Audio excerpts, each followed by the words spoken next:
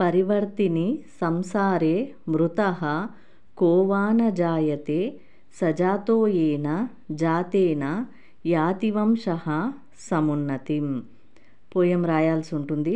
Poem question పేపర్లో ఎలా ఇస్తారంటే పరివర్తిని డాష్ డాష్ డాష్ సమున్నతిం. ఓకేనా? సో మీరు పోయంని ఫిల్ చేయాల్సి ఉంటుంది. కంప్లీట్ ద పోయం, పోయంని పూరించాల్సి ఉంటుంది. కాబట్టి పోయం కంపల్సరీగా బై హార్ట్గా నేర్చుకోవాలి. పోయం రాసిన తర్వాత ఇది పోయిట్ ఇంట్రొడక్షన్ రాయాలి, కవి పరిచయం. మీకు ఆల్రెడీ ఫస్ట్ పోయంలో చెప్పాను నేను. ఫస్ట్ వీడియోలోకి వెళ్ళి అక్కడ చూడండి, ఎక్స్ప్లెయిన్ చేశాను. సో అది రాసేయాలి, కవి పరిచయం. ఇంగ్లీష్లో రాసేవాళ్ళు ఇంగ్లీష్లో, తెలుగులో రాసేవాళ్ళు తెలుగులో రాయాలి. తర్వాత ఇంకా మళ్ళీ ఒకసారి నేను పోయం చెప్తాను. నేను చెప్పినప్పుడు పోయంని అనండి. ఓరల్ అంటేనే పోయం వస్తుంది. ఓకేనా?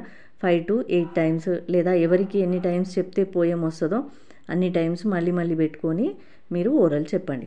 పరివర్తిని సంసారే మృతః కోవాన జాయతే సజాతో ఏన జాతేన యాతి వంశః సమున్నతిం. ఓకేనా?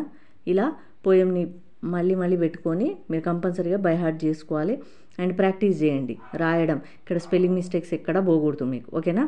నెక్స్ట్ భావంలోకి వచ్చేస్తే, చావు పుట్టుకలనునవి ఎప్పుడునూ గల ఈ సంసార చక్రమున చనిపోయిన వాడు ఎవడు పుట్టుట లేదు, అందరూ పుట్టువారి.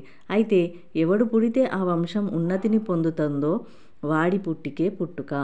In the ever rotating world which dead is not burn again, but one who takes his family to greater heights is the one really born. అంటే ఇక్కడ అర్థం ఏంటంటే, ఈ మన సంసార చక్రం, ఈ హోల్ వరల్డ్లో చనిపోయిన వాళ్ళు మళ్ళీ పుడుతూ ఉంటారు, చనిపోతూ ఉంటారు.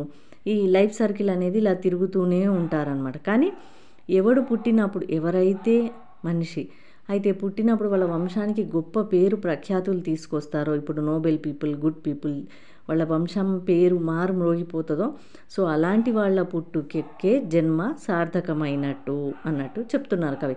సో పుట్టిన వాళ్ళందరూ మనం ఏదో పుట్టాం, ఏదో పని చేసుకున్నాం, వెళ్ళిపోతున్నాం అని కాకుండా వాళ్ళ వంశం పేరును తెచ్చే విధంగా, ఉన్నతిగా డెవలప్ అయ్యే విధంగా ట్రై చేస్తూ మనం పుట్టిన జీవితానికి ఒక సార్థకత తేవాలి అని కవి చెప్తున్నారనమాట. ఇక్కడ పరివర్తిని సంసారే హోల్ వరల్డ్, మృతః చనిపోవడం, కోవాన జాయతే సజాతో ఏన జాతేన యాతి వంశః అంటే వంశానికి, సమున్నతిం సమానం ఉన్నతి, సమానంగా డెవలప్మెంట్, ఉన్నతి డెవలప్మెంట్ అవుతూ ఉండాలన్నమాట. ఎక్కడ బ్యాక్ కాకుండా సమానంగా, లేకపోతే ఒక్కొక్క స్టెప్ ముందుకు ఎక్కుతూ ఉండాలి.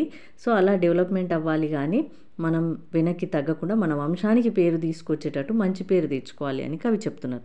చూడండి, థర్డ్ పోయం అండ్ భావం తెలుగులో, ఇంగ్లీష్లో. ఓకేనా? ఇంకా థర్డ్ పోయం కంప్లీట్ అయిపోయినట్టే.